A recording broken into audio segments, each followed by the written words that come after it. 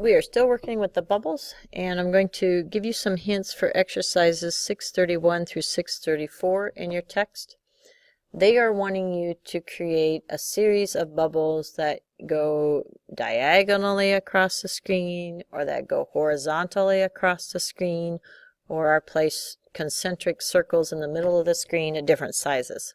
So I'm not going to do those same exercises, but I will do one that is similar to that. I'm going to place a vertical line of bubbles on the screen to start with. So I'm going to go to my space, and in here I'm going to create a method called vertical bubbles. I'm going to run that method instead of setup, so I'm going to comment out setup.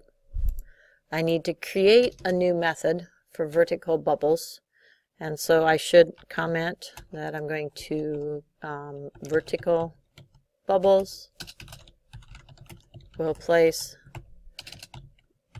bubbles in a vertical line on the screen. And beginning my method, that's going to be a private void vertical bubbles. And I'm going to write all the code inside of here, so I don't need to pass in any arguments, etc. And so here's where we want to kind of understand or talk a little bit about how objects are created on the screen. And notice that we have different constructors. I'm going to be using some of them. This one takes in a size, so if I do 34 for a size, that one's kind of small, I think. If we do another bubble, that's just random. If I do one with a size, I'm going to set it at 200 as an example. And so I want to use, because I want different sized bubbles, then I want to use my second constructor that takes in an integer that creates the different sizes. Also, I want to create these bubbles so they're kind of in a vertical line. So I'm wanting them to be all lined up vertically. Now I'm trying to do it manually here.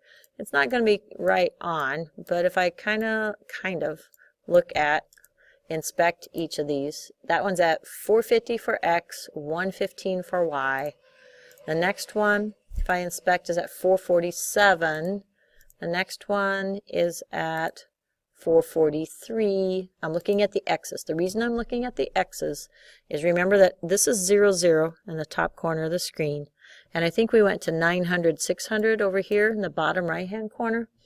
So my X values are the value that's going to help me line up my vertical line, just like in math. Okay, if I have an X equals line, that's a vertical line. So X is at 445. So it's looking like I'm trying to hit like about 445, 450 for this. It doesn't have to be in the middle of the screen. I could put my vertical line along the left-hand side, etc. But I need to keep my X value the same. So if I go back to my constructor, and I want to, not my constructor, if I go back to my space, and I'm going to just write a loop. I'm going to use a for loop. So that's for, and I want to start with a variable that's just counting how many bubbles I have. So int, I could call it num for number of bubbles. I'm going to start it at 1.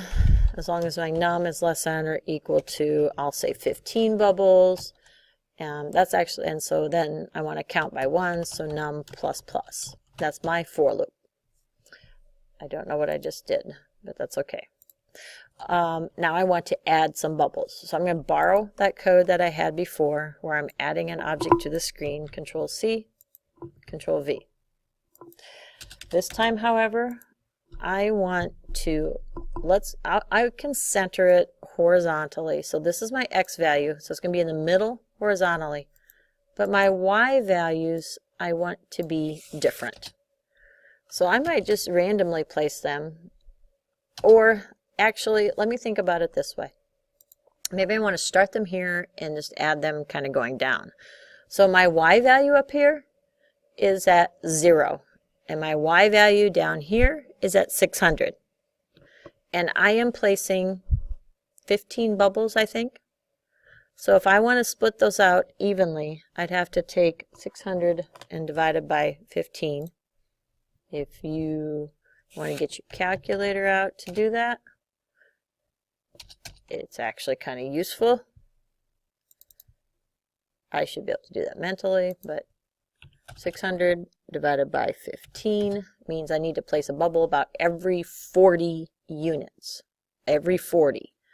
So I'm going to go back, and I got to think about this for a second. Outside my loop, I want to set a y value for my bubble. I'm going to start it at 0.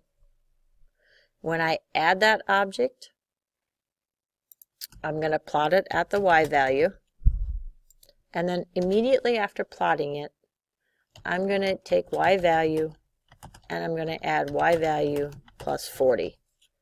So I am going to increment my y value by 40s.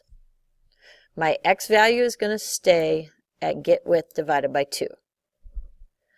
If you kind of like to have your code be symmetrical, I could also do x value equals get width divided by 2, and then in my code here I could say x value.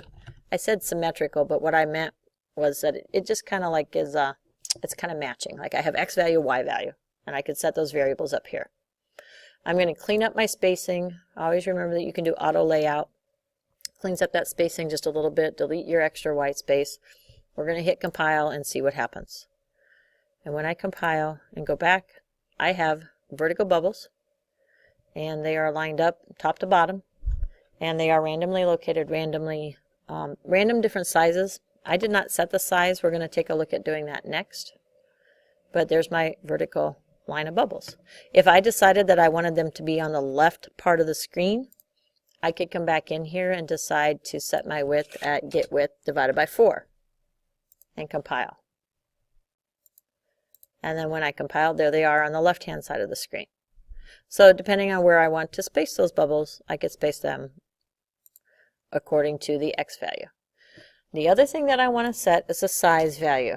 So I am going to, I don't know what I'm doing to hit that. I'm hitting something on the keyboard. But anyway, I'm going to set just a new size value, and I'm going to set my size. I'm going to start at like 10. And then when I create my new bubble, remember that I had the constructor that could take in a size. So I'm going to send in a new size. Then I want to change the size. So I'm going to make them increase, and I'm going to set new size is going to equal my new size, which whatever that was, and I'm going to increment that by, let's say 30. So it's going to grow in size by 30. So I visualize what that might look like on the screen. I'm going to start with little circles at the top, and it's going to be big fat circles towards the bottom. And there we are, little circles at the top, and the size grows, so I get down at the bottom. Almost looks like a backwards telescope, you know. I don't know. It's kind of cool. But there is my using a loop. I can then create different sizes by just incrementing that size value, and I'm sending in the size right here. So they're going to have you do some exercises where you change the size, and they're going to have do exercises where you have to go diagonally and vertically, not vertically, but and horizontally. And they're going to have one where you have to randomly set the size of the bubbles, kind of like this as well. The next thing, just want to mention, when they actually ask if you go diagonal, you're going to start up here like with the x value near 0, 0, and you're going to have to increment, in this case, you're going to have to increment x and y. Because if you think about going vertically, you're going over and then down, over and then down, over and then down. So you're increasing the x, increasing the y, increasing the x, increasing the y. So to get those vertical bubbles on the screen, you're going to have to increase x's and y's. Okay? That gets you started on those next few exercises, hopefully. Good luck. That is exercises 631 through 634 in your textbook.